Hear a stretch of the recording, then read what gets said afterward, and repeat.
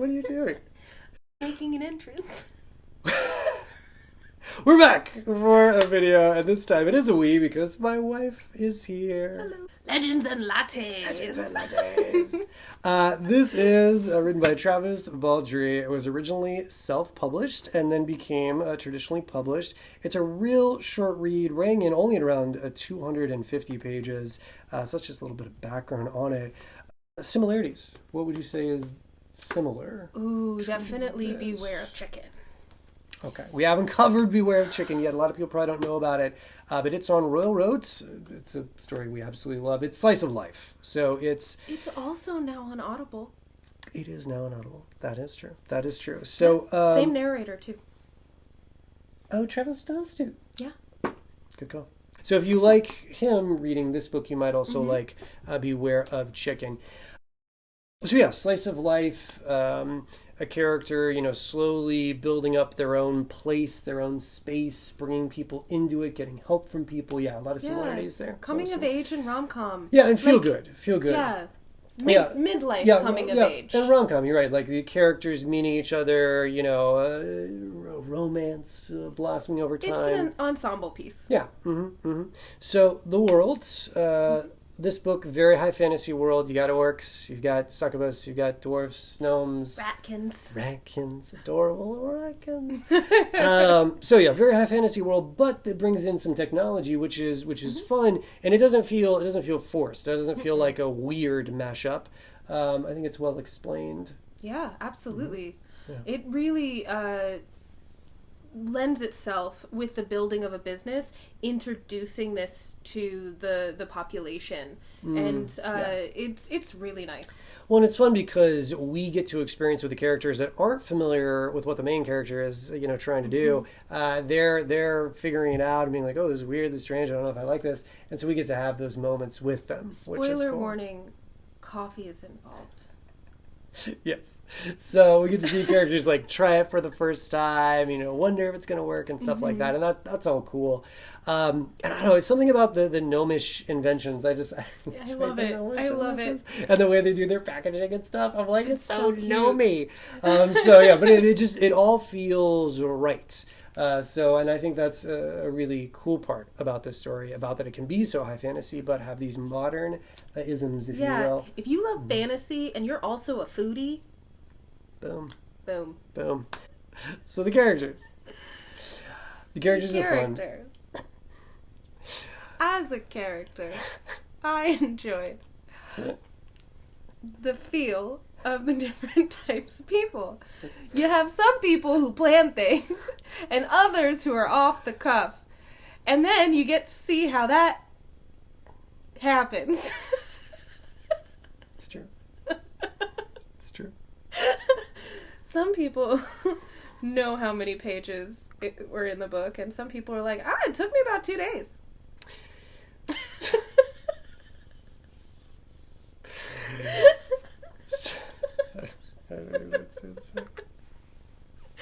Well,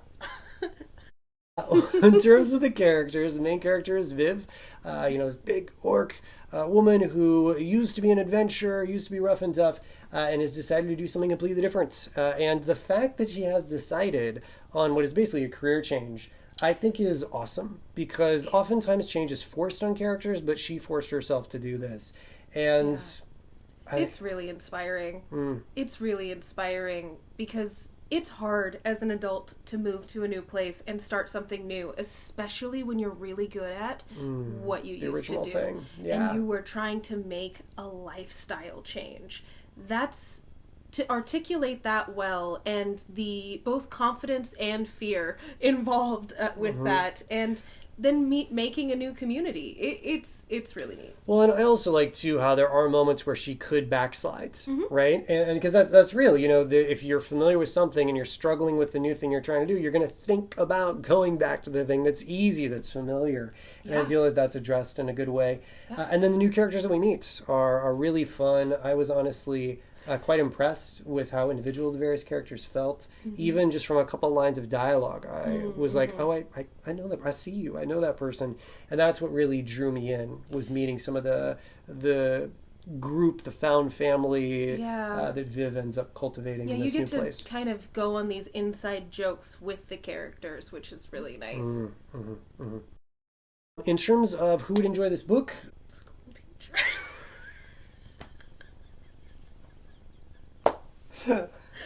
Baristas.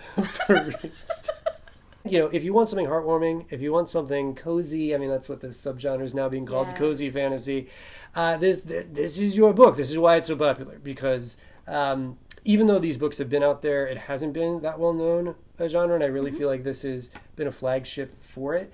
And that's great for, you know, people to get to read things that are happier, nicer, and to discover other writers who are doing the same that people may not know about, like Beware of Chicken. Yeah. Mm-hmm. I know I love fantasy and I love a lot of that stuff, but it can like bring you down when you're like, okay, and now we're all fighting the good fight. It can get exhausting, and so it's nice. There's a lot of war when there's a lot of war, and so it's really nice to read something that doesn't necessarily have to take that turn. It's like a nice lazy river book. You're just gonna get on an inner tube and float and enjoy the scenery.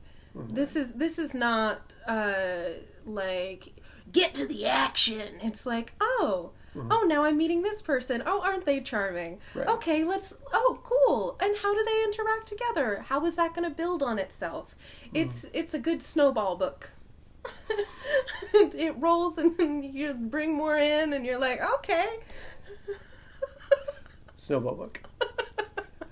Who wouldn't like this book? Nobody. No, I'm joking. If you really want a plot-driven mystery and like big mystery that compounds, or if you really, really want like high action, like if you're all about Fast and Furious 17 or 21 or whatever they're on, and then non-stop adrenaline. Yeah. If that's how you get your fix, this is a slower paced book. You really enjoyed the ending of book 1 of Game of Thrones. Maybe not this. And if you're wanting something like super immersive that, you know, has new races you've never heard about or a magic system you don't know of, and you're like learning with the characters, like that's not what this is. This takes two very familiar things. Yes. The various D&D races, or, you know, ones we've seen in lots of different types of fantasy, and then coffee making or starting a new business and slams them together. So it's DIY. Yeah, it's two familiar things that when brought together create something new and interesting. But if you're looking for, you know, a 600-page book that's got its own language in it, that's not what this is going to be. So yeah, you can't do that with one character that's almost silent. That would be tough. It would be tough. And also, as I said, it's a shorter read. But I do at the same time think that's one of its strengths. This is a book you can knock out very quickly, so it's not a huge investment. Yeah. It's a relaxing book. It's a cozy book. It's not a... And you don't even have to be a coffee lover. I don't understand the premise of that statement. Like... No. This book is for people who love coffee. Just added enjoyment if you love coffee, but still good even if you don't. Obviously, I have to say, I was in my kitchen listening to Audible, baking and drinking a latte, and it was just I was giggling. I was giggling alone in my kitchen. I was like, "Oh, that's adorable." I mean, I was definitely drinking and eating, you know, while I was reading this book, and it felt very appropriate. Last but not least, where would it stack up? I'm of course doing a top 10 list, and then I'm curious just to hear, you know, your overall thoughts on it, because you've read lots of fantasy books. For me, I liked it. It's going to make the top 10, I would imagine, but probably not the tippity top of the top 10, just because for me it was the middle or most of the book that really was fun, and discovering new characters and building up this place and the hurdles they had to go over. I personally found the beginning not as compelling. If you have tried to read the beginning, I would say get to her in the town and getting new like employees, hiring people. If you like the people that she ends up hiring and working with, I think overall you're going to like this book. To me, the beginning wasn't quite as strong or as engaging as that ends up being. Also, the end, I'm not going to say the end was, bad or anything like that. I don't think so. But I found the end portion to be kind of a little predictable in where it was going. And so it wasn't as compelling to me as the sort of large middle. And when I say the middle, I mean like the majority of the book. It was just like kind of these two little bookends that I was like, eh. So because of those things, it's probably going to be maybe middle, top 10, somewhere in there. We'll see, of course, based on other books. What about you in general? Yeah, I think I'm the kind of person who likes to watch the same movie over and over. So the ending for me was comforting. Mm-hmm. I liked that I could be with them and kind of see where they were going. That's how I felt about it personally. You're right. Looking back, the beginning, I did have to get to the first person that she kind of hires, and then the ball started rolling. Yeah. But I will read this book again.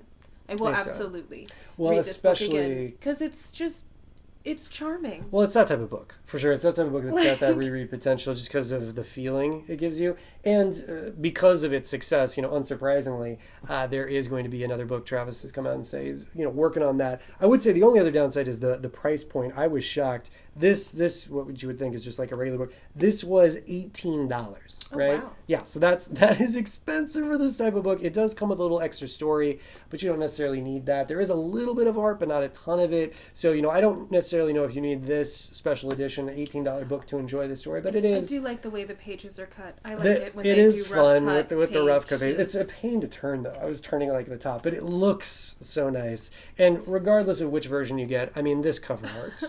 Yeah, the cover art is great. I was imagining this the entire time as I'm reading because the cover art's it's amazing. So that's our thoughts on that one. Next up, I think we're actually both reading Elantris. Oh yeah. So maybe you'll be back. Maybe I can convince you to be back for that. So let us know your thoughts about Legends and Lattes. You can read along with us for Elantris for next week, and we'll catch you around.